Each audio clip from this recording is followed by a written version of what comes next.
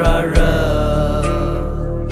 na ra me tra za yin ram kam ki ku go ana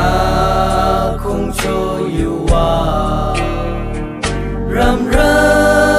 na you chi le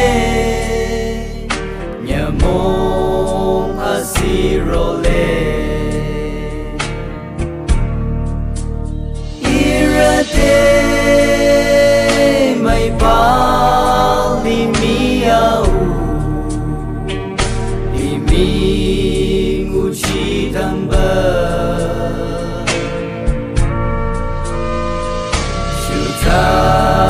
la ka shana apile te sulam kung yo la kutago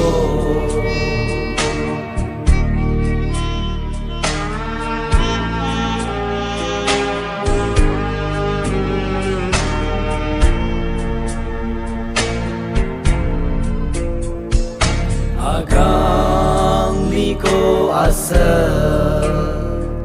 ram sa to za so de ram sa ki po chi re da nye nya mong ka du akang lir mai bi da kung yo la ku cha no irate mai pali miau limi nguchi tamba shuta la ya shamna apile te sulam kung yo la kutago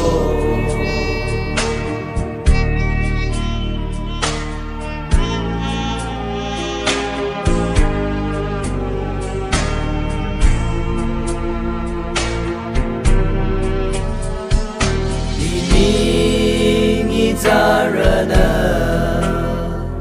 long ri lam ti ro de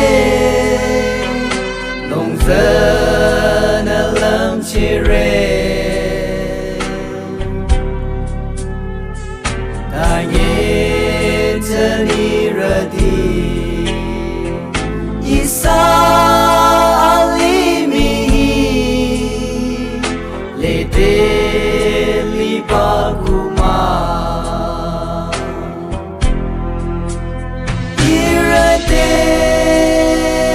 mai pali miamo imi nguchi tamba suta la ka shangna apile te sulam kung yo la kutago suta la ka shangna apile te sulam kung yo la kutago